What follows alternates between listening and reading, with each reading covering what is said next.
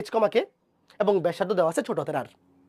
তো আমি বৃত্তের উপরস্থ যে কোনো একটা বিন্দু পি এক্স কমা ওয়াই ধরে নিই। ধরো এই যে বৃত্তটা, এই বৃত্তের উপর অবস্থিত অসংখ্য বিন্দু আছে, সেখান থেকে জাস্ট আমি একটা বিন্দু নিলাম পি এক্স কমা ওয়াই।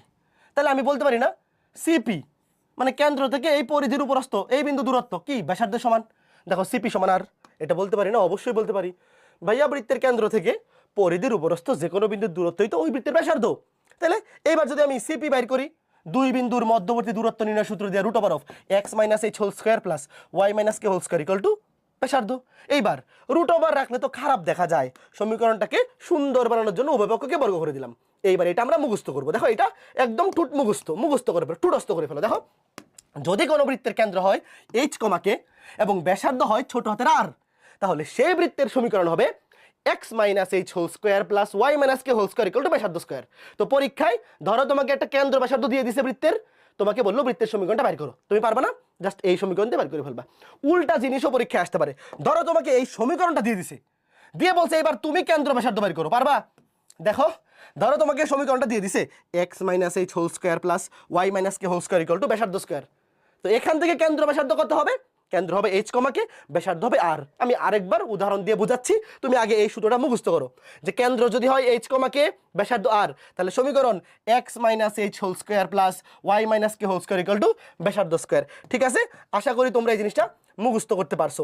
এইবার আসো দেখো, এইবার দেখো আমি এইটাকে মুছে তোমাকে প্র্যাকটিস করে দেখাই, আশা করি তোমার ক্লিয়ার হয়ে যাবে, ভয় পাওয়ার কোনো কারণ নাই। এগুলা একদম সহজ জিনিস, এগুলা একদম সহজ জিনিস। দেখো তাহলে প্রথমে ধরো তোমাকে কেন্দ্র দেয়া আছে, ব্যাসার্ধ দেয়া আছে, বলছে সমীকরণটা বের করো। ধরো কেন্দ্র 2,3 এবং ব্যাসার্ধ ধরো 5 একক, কেন্দ্র 2,3 ব্যাসার্ধ 5 একক। তোমাকে বললো সমীকরণ লিখো, কি হবে?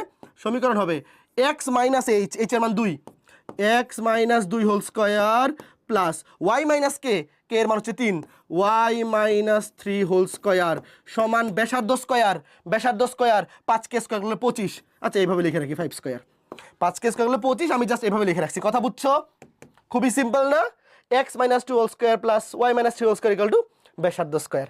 এইবার ধরো আমি একটু মেকআপ করি, লেটস সে এইখানে 3 এর জায়গায় আছে -3। এইবার বলো তো কি হবে? X minus 2 whole square plus y, মাইনাসে এটা প্লাস হবে না? বলো তো কে বুঝছো? দেখো আমার সমীকরণ হচ্ছে X minus H whole square plus Y minus K. তো কে এর মান যদি নেগেটিভ হয় তাহলে এখানের মাইনাস মাইনাসে হবে প্লাস। কে বুঝছো? ঠিক একইভাবে ধরো যদি এখানে মাইনাস থাকতো, ধরো এখানে -2, তাহলে এটা হয়তো এক্স মাইনাসে +2।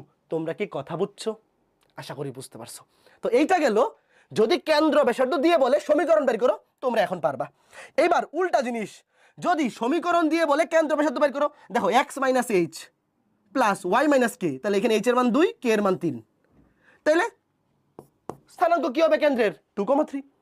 আর এখানে ব্যাসার্ধ স্কয়ার যদি 25 থাকে 5 স্কয়ার, তাহলে ব্যাসার্ধ কত? 5। যদি 36 থাকে 6 স্কয়ার, তাহলে ব্যাসার্ধ কত? 6। বুঝছো? ঠিক একইভাবে এখান থেকে ধরো এক্স মাইনাস এইচ, তাহলে এইচ এর মান 2, ওয়াই মাইনাস কে, ভাইয়া সূত্রে ছিল মাইনাস কে, এখানে আসছে +3, তাহলে অবশ্যই কে এর মান -3, কারণ মাইনাসে প্লাস হয়েছে, তাইলে কেন্দ্রের কোটি হবে -3, 2,-3। আর ব্যাসার্ধ তো বের করা খুবই সহজ, বুঝছো? এইবার দাঁড়াও আমি একটা সমীকরণ লিখি, দেখি এখান থেকে কেন্দ্র ব্যাসার্ধ কে বের করতে পারে। ধরো x plus 7 whole square plus Y minus 3 whole square সমান 16। বলো কেন্দ্র ব্যাসার্ধ কত? এইটা পারলে এই টাইপ শেষ। মানে এই টাইপ বলতে এই টাইপ আরো অনেক ম্যাথ আছে, বাট এই কেন্দ্র ব্যাসার্ধ থেকে সমীকরণ বের করা কিংবা সমীকরণ থেকে কেন্দ্র ব্যাসার্ধ বের করা, এই টাইপটা তোমরা পারবা। দেখো কি হবে? কেন্দ্র কি হবে বলো? কেন্দ্র বলো কমেন্টে লিখো। এক্স মাইনাস এইচ সমীকরণে ছিল মাইনাস, এখানে প্লাস, তাহলে এইচ এর মান -7, কারণ মাইনাসে প্লাস হয়েছে। আর এখানে কে এর মান তো জাস্ট ওয়াই মাইনাস কে, তাহলে কে এর মান 3, তাহলে -7,3। আর ব্যাসার্ধ কত? ব্যাসার্ধ 16 মানে কত? কেউ আবার 16 লিখে দিও না, ব্যাসার্ধ 16 মানে 4 স্কয়ার, আর স্কয়ার সমীকরণে কিন্তু আর স্কয়ার ছিল, তাহলে 16 মানে 4 স্কয়ার, তাহলে ব্যাসার্ধ 4 একক। এই কে বুঝছো? কে বুঝছো? ছোট্ট বন্ধুরা কথা কি ক্লিয়ার নাকি ভেজাল আছে? একদম পরিষ্কার না? খুবই সুন্দর, খুবই চমৎকার জিনিস, মজা লাগতেছে না? তাহলে এই টাইপ পারবা। ঠিক আছে, আরেকটা লিখে দিই। ধরো এইটা ধরো কেন্দ্র হচ্ছে -3 -7, ব্যাসার্ধ ব্যাসার্ধ ধরো 9 একক। লিখো সমীকরণটা লিখো। কি হবে বলো বলো বলো বলো? এক্স মাইনাসে মাইনাসে +3 হোল স্কয়ার প্লাস ওয়াই মাইনাসে +7 হোল স্কয়ার ইকুয়াল টু ব্যাসার্ধ স্কয়ার 9 নং 81। শেষ।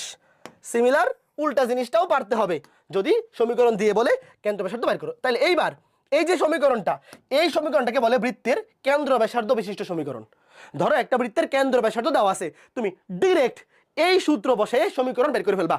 X minus H whole square plus Y minus k whole square equal to ব্যাসার্ধ স্কয়ার। এটাকে আমরা বলবো বৃত্তের কেন্দ্র ব্যাসার্ধ বিশিষ্ট সমীকরণ। ঠিক আছে?